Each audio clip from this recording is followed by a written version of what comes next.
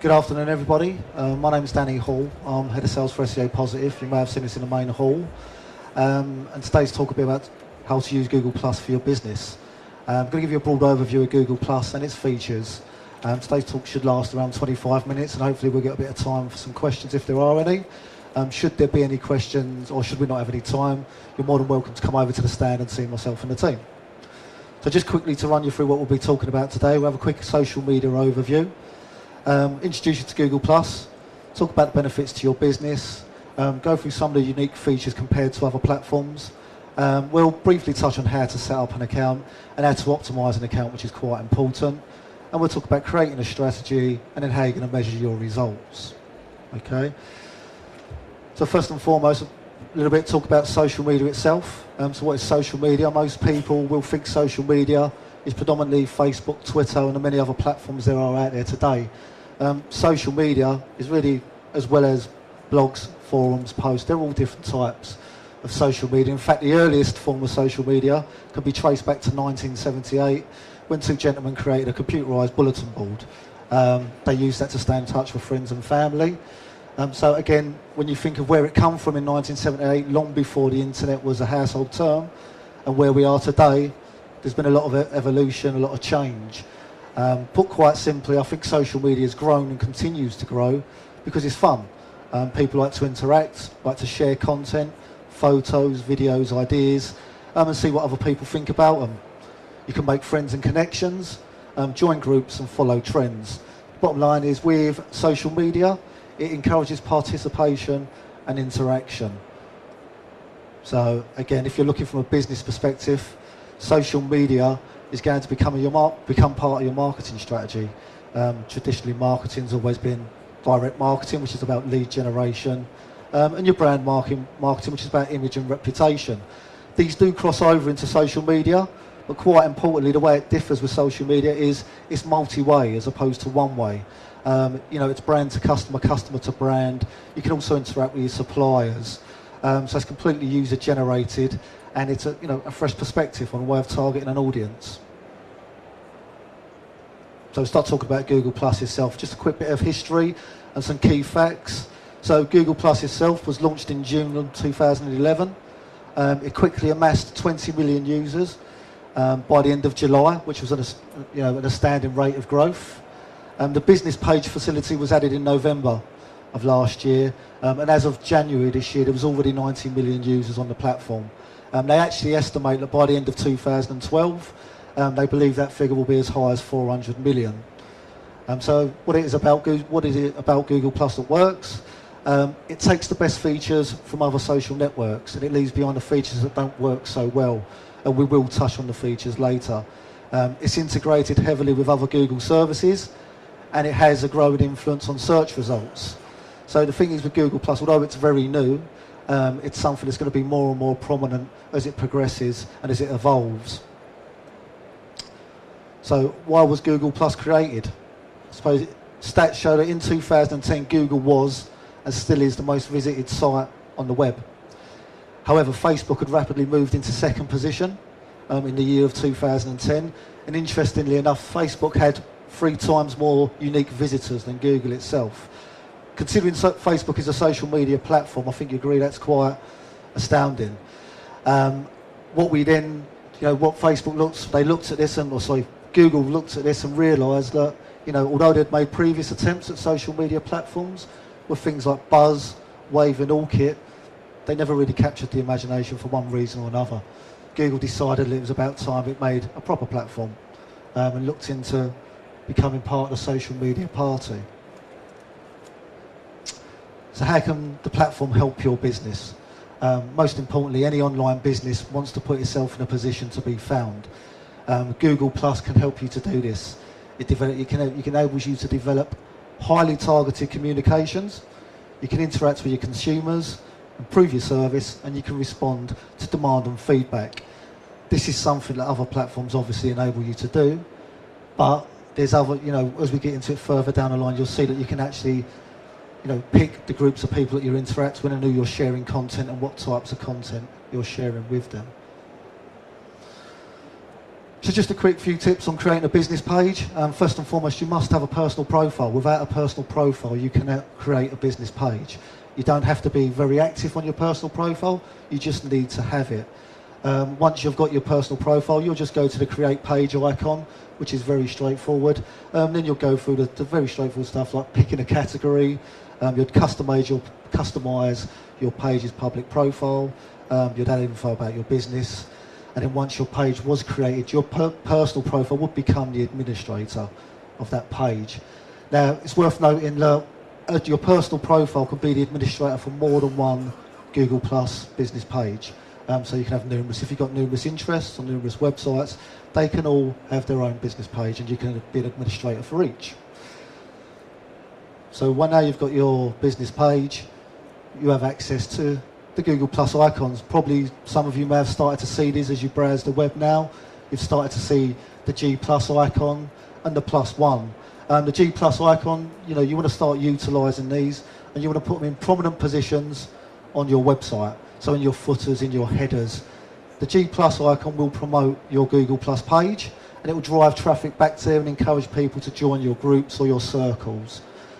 The plus one, the best way I've described it in all honesty, is it's essentially the equivalent of a Facebook like. So if you put a post out there, if you're putting information out and someone plus ones that post, that's essentially them putting their hand up and saying, we like this post, and that will then be shared to the people within their groups or their circles. So again, they're quite important icons. You can use them to grow your circles and interact with other people and other sites. Just have a quick look at how your business homepage would look.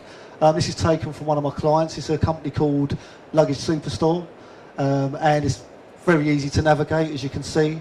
The left-hand side menu is fully customisable, so depending on what's important to you, you can move them into the relevant order. It shows a stream of your latest posts first and foremost. As you'll see in the bar along the top of the stream, it says all. That's showing all the streams, all the posts. The groups to the right-hand side, these are what we'll talk about later that come in your circles. But what Google Plus enables you to do is you can move along to your suppliers and just check the posts that your suppliers have put out there or the posts that you've put out to them. So again, if at this point, if you wanted to put a new post out, you go along, they could click the supplier, write their post, submit the post, and then obviously that would go out to that particular group of people. Other social media platforms, you may find that when you put out certain bits of information, it goes to everyone, which can be quite difficult if you've got existing clients, new clients. Perhaps you're offering incentives to certain people that you don't want others to see. So again, this all happens from your home page. And then what's quite important in the page that everyone's going to see when they visit your Google Plus page will be your profile page. Your profile page, again, this is staying with Luggage Superstore. Your profile page, again, this is what, it shows all your latest posts. And it gives the options for people to go and read about you, see your photos and your videos.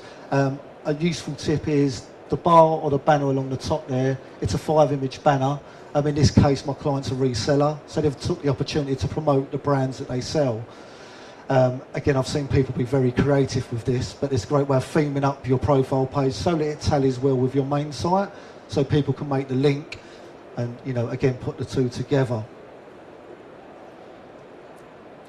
So circles, I've touched on circles and groups. It's actually a very big part of Google. If those of you may have seen the recent TV ad, I think they used the line, life is full of circles, and this is the ethos they've tried to use. The bottom line is, your circles are how you separate and manage your clients and suppliers.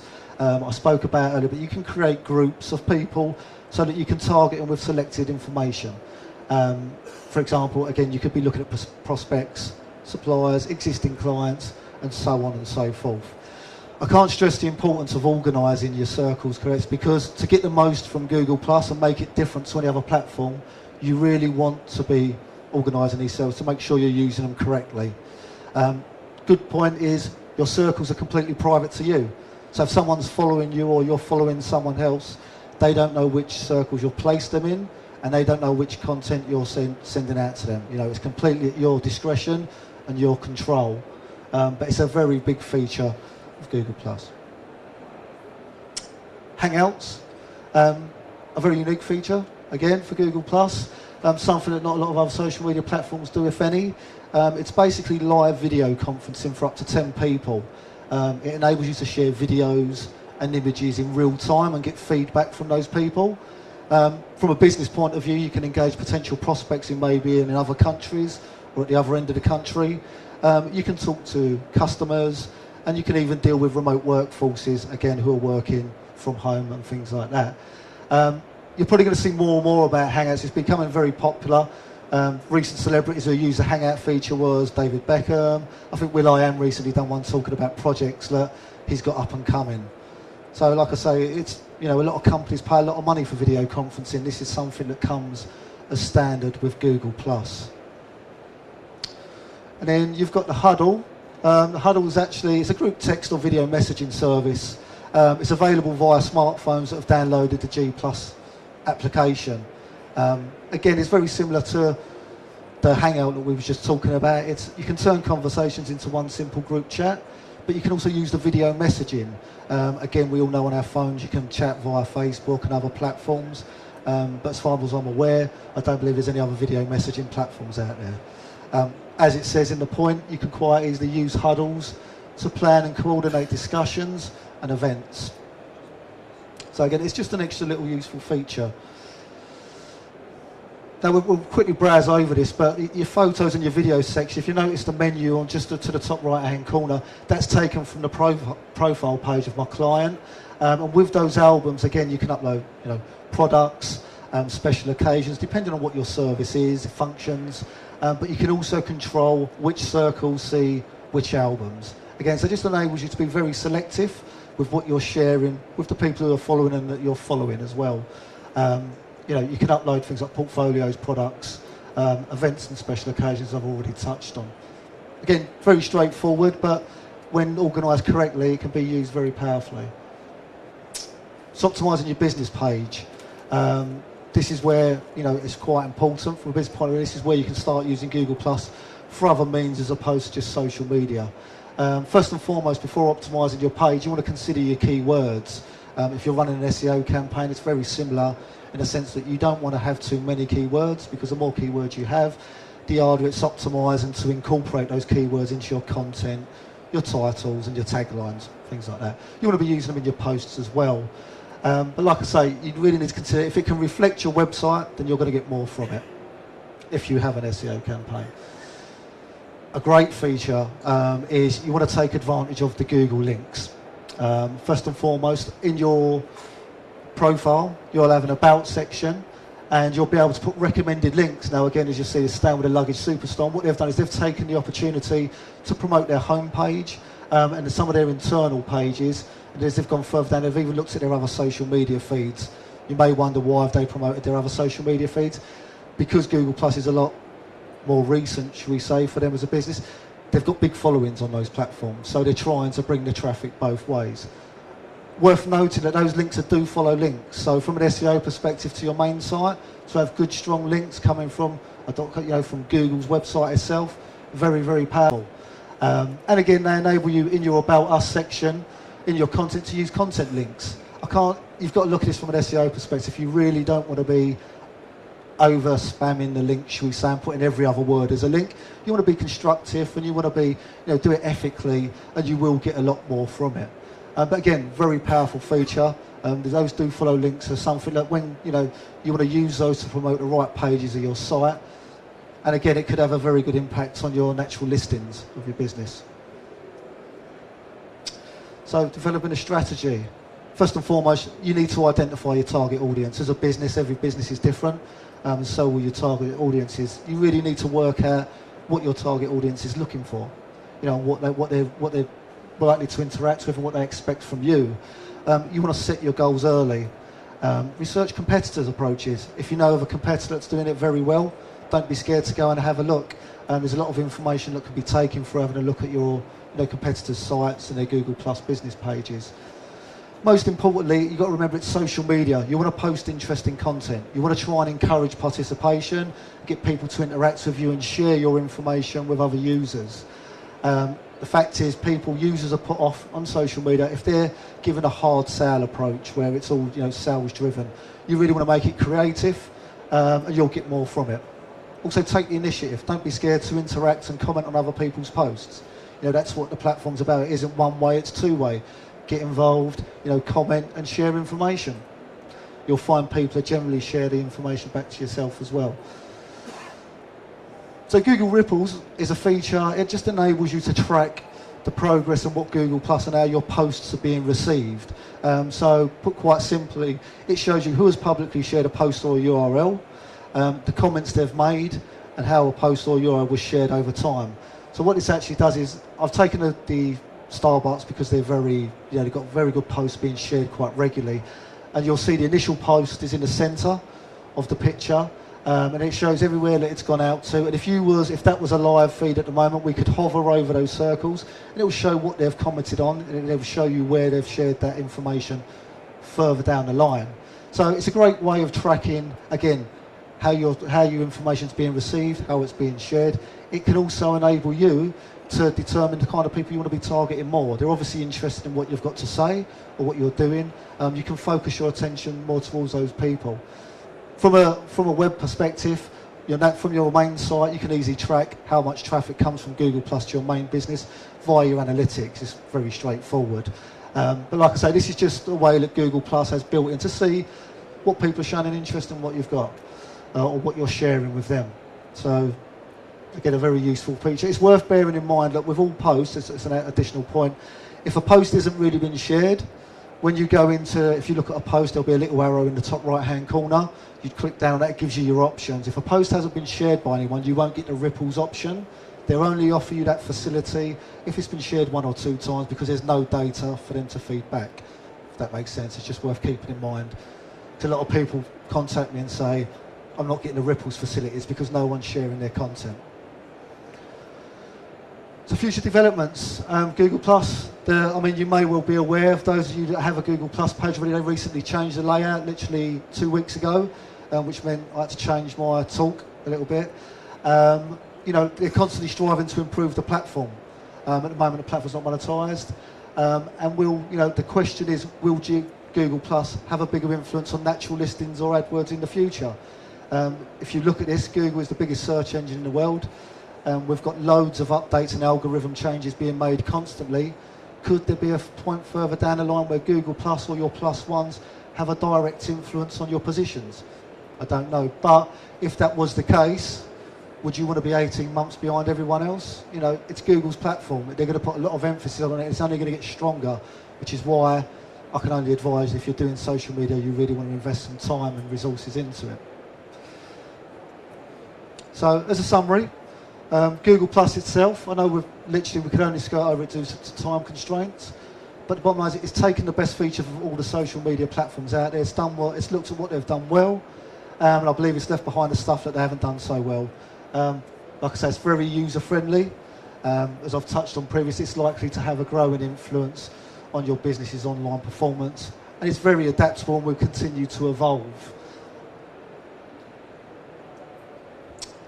Thank you for listening to the talk. If any of you have got any questions you're more than welcome to ask, or you can come over to the stand. Thank you.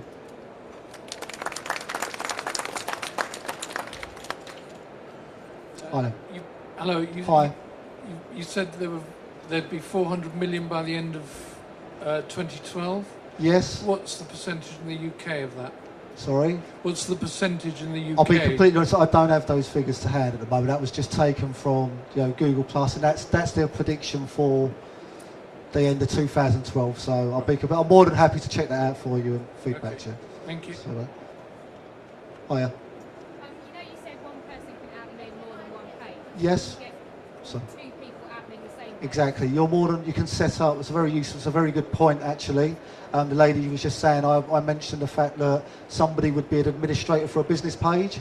A business page can have more than one administrator. So if you've got quite a big business where it's quite proactive, you can have 1 or 2 free administrators. A very good point.